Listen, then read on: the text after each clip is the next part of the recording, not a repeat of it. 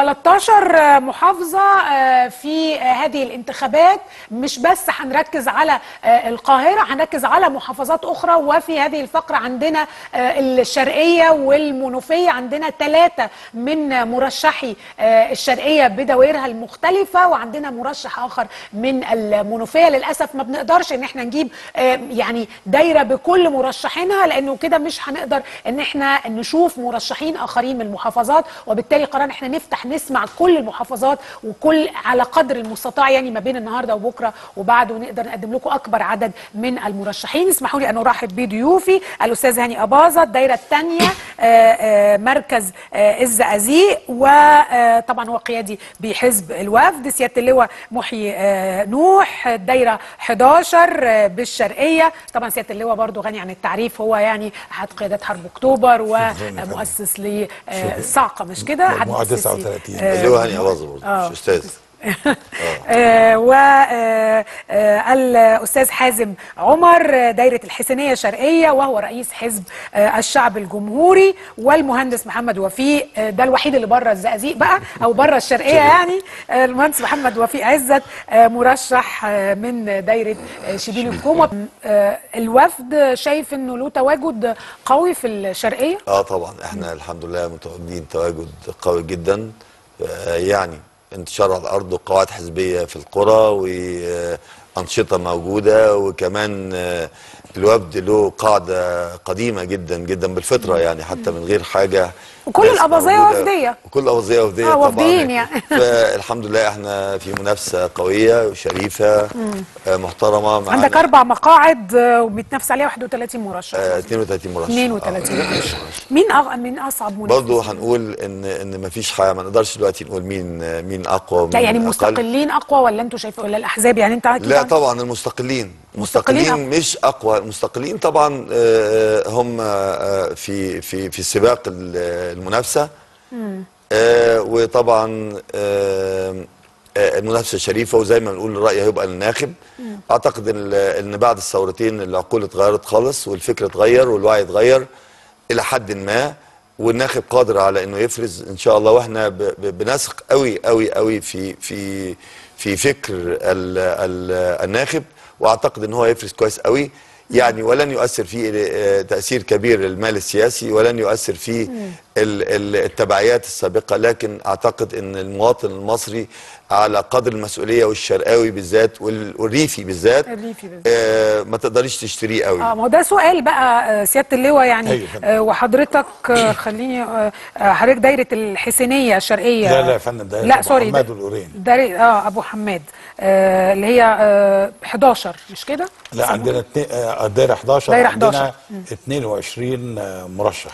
على كم مقعد؟ على مقعدين. على مقعدين. وال 22 مرشح على مستوى عالي من يعني كل واحد له جمهوره وله مؤيدينه، واعتقد المنافسه هتبقى في حد من الاباظيه برضو، احمد فؤاد اباظه، وثروت سويلم موجود، وعلاء المراسي موجود، ومجموعه كبيره من امجد وفي مصريين احرار يعني في مجموعه كبيره من ده في كذا. ده احمد فؤاد اباظه وبنته كمان، والورواري ابراهيم ويسرى اباظه، ويسرى اباظه موجوده. يعني مجموعه كبيره من هتبقى المنافسه شديده جدا في هذه الدايره. المال السياسي، كنا بنتكلم قبل الفاصل على موضوع المال السياسي. انتوا حاسين بالمال السياسي مثلا في الارياف ازاي، في الزقازيق ازاي، في الشرقيه؟ لا احنا عندنا، اعتقد ان احنا عندنا كله النهارده لا المال السياسي بينفع ولا اي حاجه بتنفع.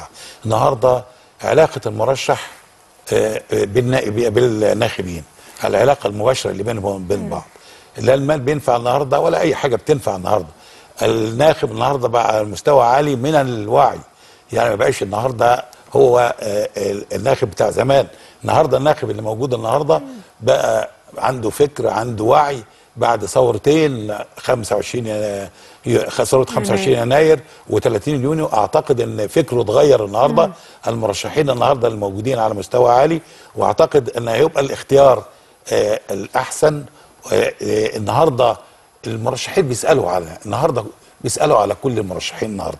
هتبقى المرحله اللي احنا موجودين فيها الثانيه هتبقى احسن من المرحله الاولى. يكون احسن. اتوقع اقبال كبير جدا هيبقى موجود. انا من قريه اسمها الجعفريه مركز ابو حماد. انتوا اساسا شرقوه يعني احنا 3 شرقوه. احنا 3 شرقوه. طيب انا بس هرجع بس لا انا عايز اقول ايه برضو، بهذا لا يمنع ان هناك مال سياسي وهناك صرف باغداق شديد جدا بعض المرشحين وفي ناس بتدفع وبتشتري، بس الناس اللي بتشترى ناس محدودين وناس من الزمن القديم، مش لكن لا يؤثروا دلوقتي على. كان زمان في واحد ممكن يقول لك خلاص القريه دي خلاص بدأنا اروح له يبقى انا خدت اصوات القريه، لكن دلوقتي الشباب عاد لهم راي ولهم وجود ولهم يعني هم بيديروا دفه. بس الشباب ما بينزلوش بشكل كبير يا استاذ حازم، يعني هل احنا بالذات في الارياف وفي المحافظات احنا معتمدين اكتر على العائلات ولا على الفلوس ولا على الحزب الوطني القديم ولا على ايه بالظبط؟ لا هو حضرتك انا عايز اقول حاجه، احنا كحزب ناشئ جديد.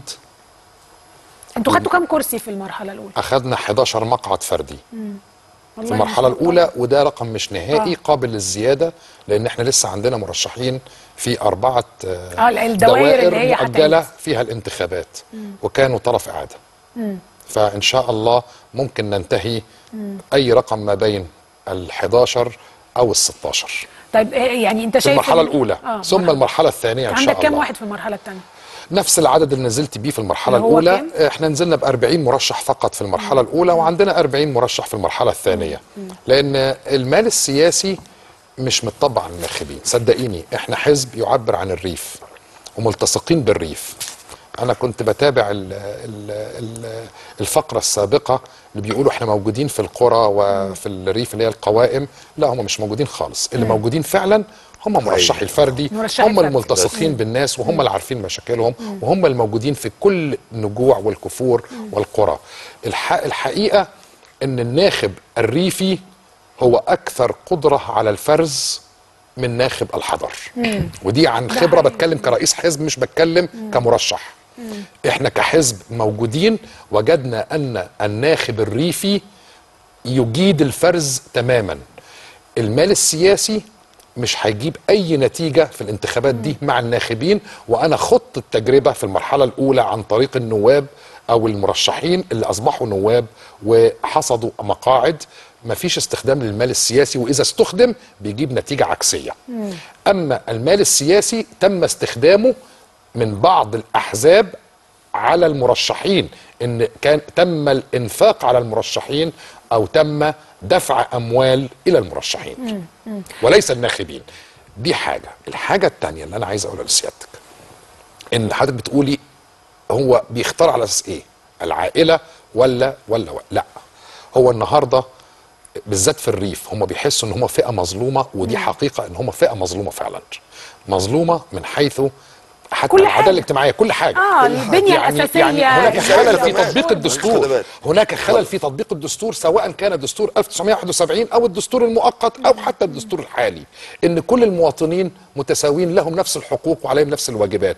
اين نفس الحقوق اذا قارنا المواطن الريفي مع المواطن وفقر وجهل ومرض وفساد؟ انا ما بقطعش سيادتك خالص، ما بقطعش سيادتك خالص. فهم يعني حقيقه هم بيفرزوا، بيشوفوا هينتخبوا مين، هينتخبوا اللي يصدقوه، لان هم شبعوا وعودا انتخابيه. ومش بس ان هو واحد بيدي وعود انتخابيه، هم بيشوفوا كمان ادواته وقدرته على تطبيقها وتنفيذها. ما قدرته دي بتقوم على ايه؟ اما على يعني في الريف على اسره وعلى علاقات قديمه وكده يعني. لا على رؤيته وفكره، هو بيشرح لهم وبيقول لهم انا اقدر اطبق دي ازاي، وهل هي في نطاق الممكن ولا تتخطى اقصى الممكن. اما الوعود اللي هي بلا حدود والدنيا هتبقى وردي، ما بقوش يصدقوه خلاص، وهم عندهم قدره جيده جدا على الفرز. طب انا بس في عزوف من الناس اللي يعني بالنسبه للعزوف طبعا هيك عن المشهد العام للمتقدمين للانتخابات. في ناس كتيره شكلها غريب شويه يعني. شكلها غريب. زائد الحاله العامه، المشهد العام من الفقر والجهل اللي موجود، والحاله المعيشيه سيئه جدا جدا. في بعض المحافظين دلوقتي بيصدروا قرارات غريبه جدا. يعني انا قرار وزير الشباب بغلق كل المراكز الشباب اللي هي ليس لها ملاعب، والانتقال القريه كلها اللي عايز يلعب يروح يلعب في قريه ثانيه. ده ربى روح من العداء من الشباب مش طالعين. محافظ يصدر قرار في التوقيت الحالي، قرارات يعني التوقيت بتاعها غريب جدا. اصدر قرار محافظ الشرقيه دلوقتي ب ان هو ياخد قطعه ارض الوحيده اللي موجوده في قريه، وهذه الارض مش ملك المحافظه، قرر ان هو ياخدها يعمل عليها مساكن. طب ما والقريه دي ليس فيها خدمات ولا مدارس وليس فيها خالص خدمات.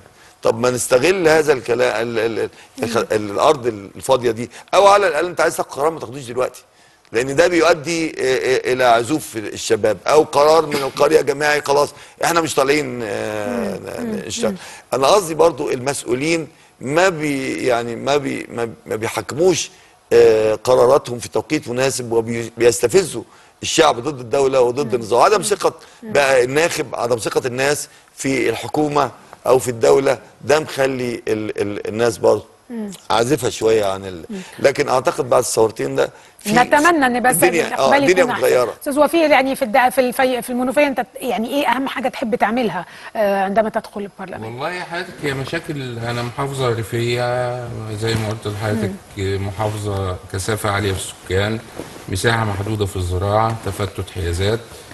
اللي انا بامله او بطالب بيه في المرحله الجايه ديت ان يكون المحافظات الضيقه ديت او الكثافه العاليه نصيب في ال4 مليون فدان اللي اعلن عنهم السيد الرئيس، انها توزع من خلال شفيه على شباب الفلاحين، بحيث نعيد خريطه السكانيه لمصر. احنا كلنا متكتلين في منطقه لا تمثل 10% من مساحه مصر.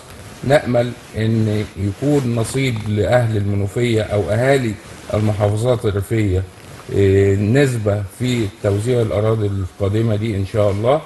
ما توزعش على مستثمرين كبار، لا ده من خلال جمعيات ممكن نقدر نعملها تكتل شبابي بحيث انها تساعدهم في الوضع ده.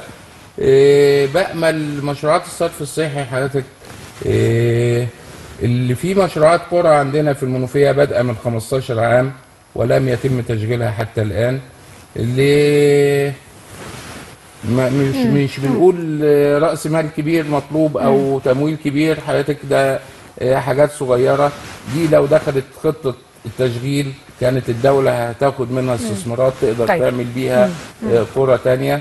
عندنا المستشفيات الصحيه حضرتك، الوحدات الصحيه، مستشفيات التكامل اللي عملوها في الماضي واصبحت الان مباني خاويه لانهم خدوا كل الاجهزه اللي فيها. بالتالي ما فيش خدمات صحيه، ما فيش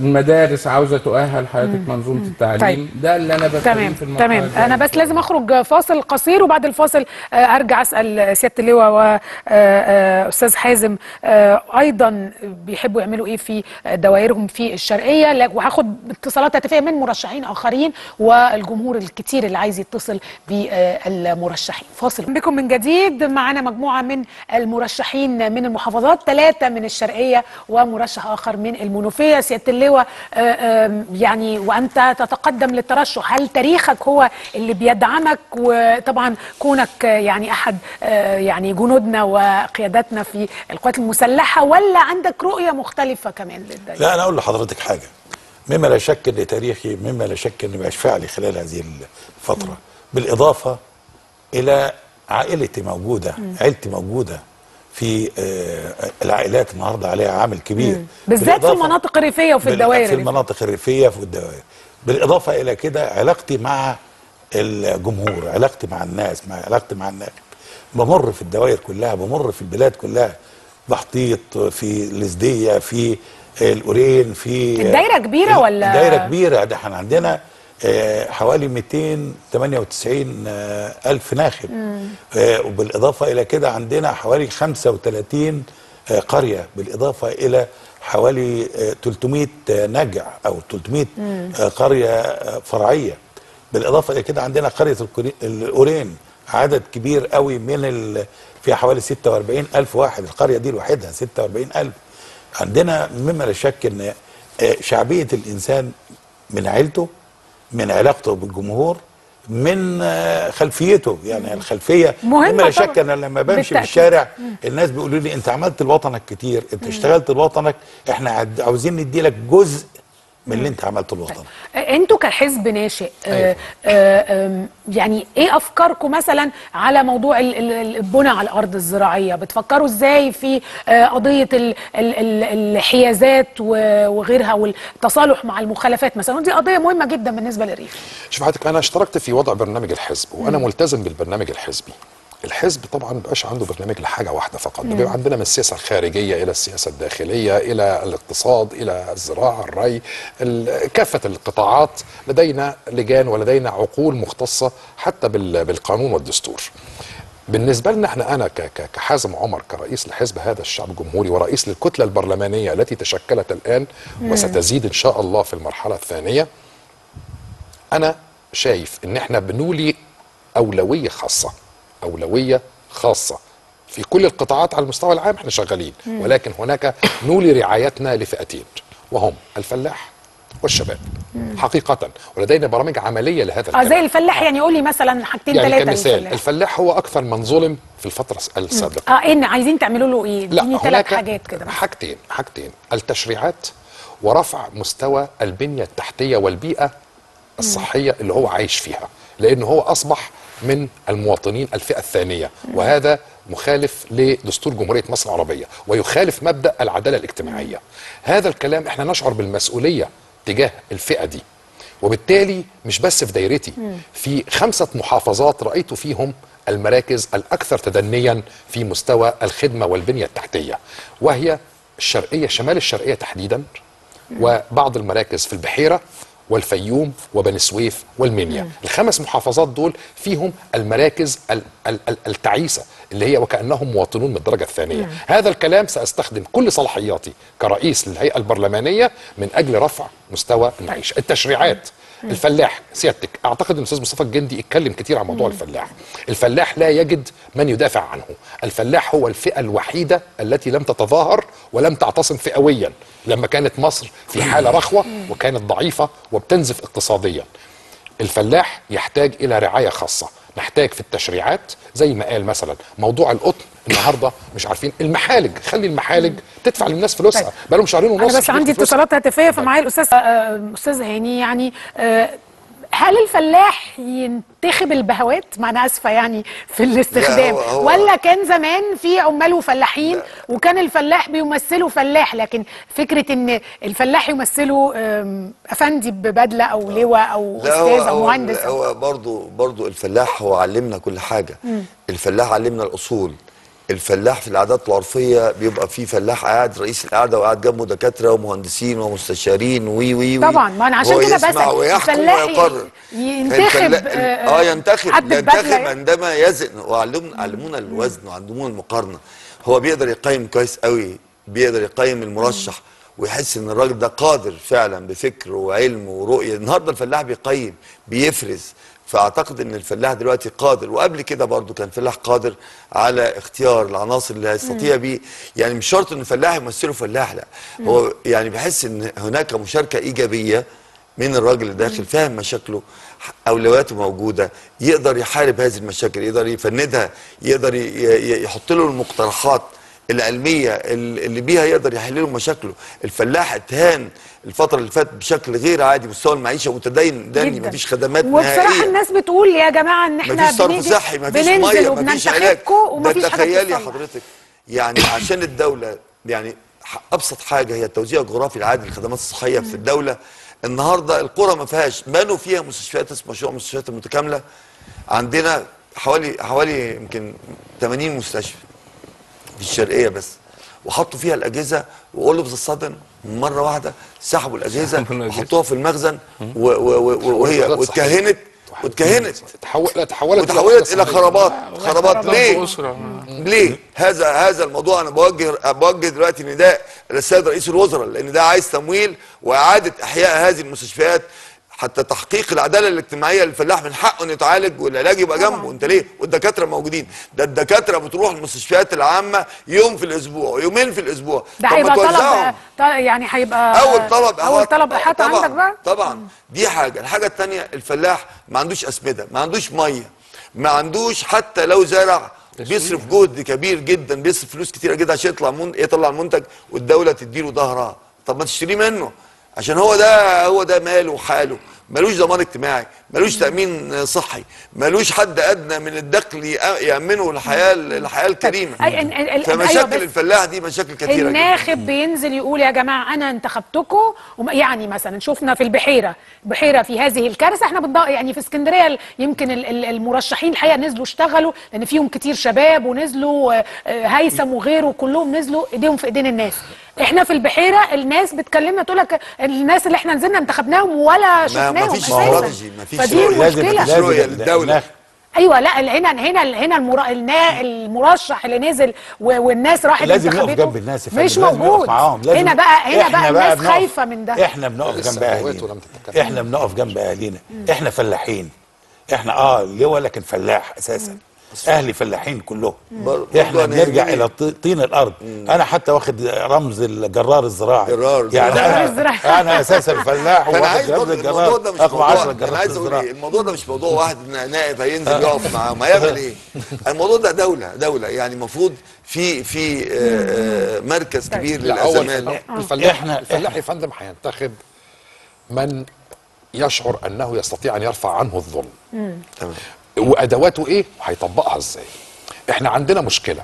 مؤتمر شرم الشيخ حضرتك كنت حاضره مظبوط، كان مؤتمر ناجح جدا، بس قولي لي كده الاستثمار الزراعي في مستثمر جه استثمر زراعيا؟ ما حصلش، صفر.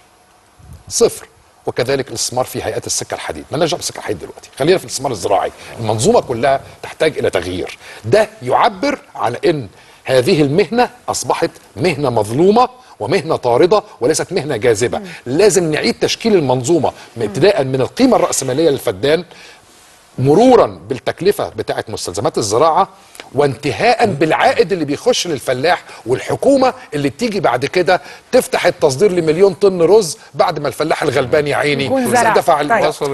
فردوس من المنوفيه، اتفضلي يا فردوس. مساء الخير يا فندم، اهلا بيكي. الوطن حماة الوطن ده حزب من الضباط المتقاعدين ومن المقاتلين السابقين ومن نخبة من المجتمع ومن الفلاحين. معانا فلاحين، احنا كلنا فلاحين وبنشتغل في الارض كلنا. دي نمرة واحد. نمرة اتنين، الحزب عندنا فيه حاجات مهمة جدا. نمرة واحد الصحة والتعليم. عندنا الصحة النهاردة احنا بنشوف اللي بيحصل في المستشفيات كلها النهاردة، سوء المستشفيات النهارده الموجوده سواء الحكوميه او المستشفيات الخاصه. التعليم النهارده هناك عندنا في المناطق اللي احنا فيها مما لا شك فيه مشاكل كتيره جدا في التعليم. الفصل فيه بيبقى فيه 70 و80 طالب ما بيقدروش يستوعبوا. دي نمره واحد. المدرس ما بيقدرش يدي حاجه زي كده. ست اللواء يعني الدوله ليس لديها امكانيات تقدر تعمل ايه؟ نقدر نفتح. لا ازاي يا فندم، احنا التعليم هو الاساس. التعليم هو الاساس في كل شيء. لو التعليم كويس كل شيء هيبقى كويس. لا بس في برامج نمرة 3 فندم، حضرت تجربة مع رئيس نمرة 3 فندم الأمن القومي المصري. لابد ان احنا نقف في ظهر الأمن القومي المصري ونحاول نساعد بقدر الإمكان. طيب. هذه الفترة مطلوب مننا هذا الكلام. عشان وقتنا في تجربة أنا حضرتها بنفسي وعصرتها بنفسي مع رئيس دولة البرازيل اللي هو الرئيس لولا دا سيلفا. التجربة دي ان هو حط ضريبة مخصوصة، جزء من الضريبة يعني نسبة صغيرة من الضرائب على الأرباح التجارية والصناعية على المؤسسات الكبرى توجه للتعليم فقط. وبالتالي التجربة دي في 8 سنوات حول قطاع كبير كان يتلقى الدعم من الدولة، كانوا بيسموهم الفافيلاز اللي بيعيشوا في غرف الصفيح، وحولهم إلى دافعي ضرائب في مدة قدرها 8 سنوات. وهذا الرجل الذي رأس دولة البرازيل لم يكن جامعيا ولم يكن أستاذ جامعة، ده كان من خلفية عمالية، ولكن كانت له رؤية وشاركت في هذه التجربة ورأيت نتائجها. البرامج موجودة. اتفضل يا أستاذ لميس. حضرتك تطرقتي لمشكلة البناء على الأرض الزراعية والمخلفات اللي موجودة. أنا ليا رأي شخصي في هذا الموضوع. ان المشكله دي ان الدوله سابت الناس دي تعمل هذه المخالفات. الناس محتاجه فعلا، لان الاحوزه العمرانيه غير كافيه. قانون 119 مقيد الناس بالنسبه للارتفاعات في الريف. الحل في رايك ايه؟ الحل حضرتك في رايي يتعمل صندوق يتنفذ غرامات على هذه الاراضي، تجمع هذه الاموال داخل هذا الصندوق، ما تدخلش موازنه الدوله، يتصرف بيها على استصلاح اراضي في الظهير الصحراوي بتاعنا. واحنا يمكن مساحتنا شاسعه تستوعب استصلاح اراضي كتير، وبالتالي هنعيد توزيع الخريطه السكانيه في مصر. طيب اتفضل. بس احنا طبعا ما جبناش سيره، واحنا بنتكلم على الريف المصري. انا سمعت في الحلقه اللي فاتت بيتكلموا على الصناعات الصغيره والمتناهيه الصغر. ليه احنا ما نفكرش وبايجابيه شديده جدا جدا وباكثريه نضيف نخلي القريه هي عباره عن وحدات انتاجيه صناعيه؟ يعني ليه ما فيش باكجز كتيره، مجموعه من المشروعات الصغيره او المتناهيه الصغر وتبقى جاهزه ودراسه الجوده بتاعتها جاهزه ونديها وناسسها، يبقى كل بيت في مشروع صغير. وده هيعمل ايه؟ هيقلل الهجره، هيرفع مستوى المعيشه للقريه اللي هي صعب جدا. هيقلل الهجره غير شرعيه، هيقلل الهجره غير شرعيه للمدينه، هيقلل زحمه المواصلات، كمان هيغذي الصناعات الوطنيه. ما هو المشروعات الصغيره دي بتغذي فوق. بس كلنا بنتكلم عن مشروعات صغيره وفي النهايه ما بتتعملش. دي سياسه الدوله فشل. وباب البيروقراطيه بتقتل لا كل مش بس شيء. وباب خلفي يا استاذ لميس لدخول الشباب في قضايا. حضرتك اكمل يا استاذ. اتفضل. في موضوع العمال، احنا ما اتكلمناش على قانون العمل ولا العمال ولا الازمه اللي فيها ولا البطاله. عندنا مشكله كبيره جدا في قانون العمل. وخصوصا القطاع الخاص. المفروض القطاع الخاص هو اللي بيمول الدخل القومي للدوله. القطاع الخاص مش عارف يشتغل. لا مش عارف يشتغل، ده طارد دلوقتي. انا لازم نقف اولا. نمره واحد نقف في ظهر الفلاح. لازم النهارده واحد حكى لي النهارده قصه انه عنده مراته لسه والده، فراحت تودي اولادها في الحضانات، جابت توأم، فحط واحد في حضانه في منطقه والتاني ودوه في حضانه في منطقه ثانيه اخرى. انا كلمه اخيره عايز اوجهها للشباب، اقول لهم يا شباب تفائلوا. هناك البرامج اللي اتحطت بتاعت مشروعك دي، هذه برامج فاشله وما فيش ولا شاب هيقدم عليها ابدا. لما يحطوا له مليون ورقه ومليون مش بس كده، اسمحوا لي يا فندم، لما يحطوا فايده 14% والسداد على سنه او سنتين، انا راجل اعمال وافهم الكلام ده كويس، ده تعجيز. وبعدين كمان يرفضوا ان هم ياخدوا بيته، لما يجي يقول بيتي هو الضمان يرفضوا البيت كضمان. ده مشروع فاشل. أنا بشكركم. لكن في برامج اخرى عايز اتكلم عليها، وعايز اقول ان الشباب لازم نعمل لهم مشروعات تكون او استحداث وزاره مختصه بالمشروعات الصغيره ومنتهيه الصغر، ويكون الفوائد تكون طويله، فتره السماح طويله شويه، وتكون مخفضه زي مستلزمات الزراعه بالظبط، علشان نقدر نحل مشكله كتيره وعاوزه وقت كبير. بشكركم شكرا جزيلا. ده بقى في الدوائر احنا بنحاول بس ان احنا نلقي الضوء على بعض المرشحين، لكن في الدوائر بقى انتوا تعملوا مؤتمرات. حزم المشروعات الصغيره. وقتي خلص والله خلاص. احنا بشكركم شكرا جزيلا. حزم القوانين. استاذ هاني أباظة، سيادة اللواء محي نوح. بس انت اللواء هاني أباظة دي ملحوظه من الاول وانت مصره ان انا استاذ. طب خلاص حضرتك لواء، انا ما اعرفش، معلش انا اسفه. سياده اللواء هاني أباظة، سياده اللواء محي نوح، والاستاذ حازم عمر، والمهندس محمد وفيق عزت. عدد من المرشحين، 3 من الشرقيه وواحد من المنوفيه. بكره عندنا جلستين لعدد من المرشحين، بعضهم من القاهره والمحافظات الاخرى، وهنتابع معاكم ونحاول ان احنا نعرض اكبر عدد من المرشحين، ربما نقدر نساعد الناس في الاختيار.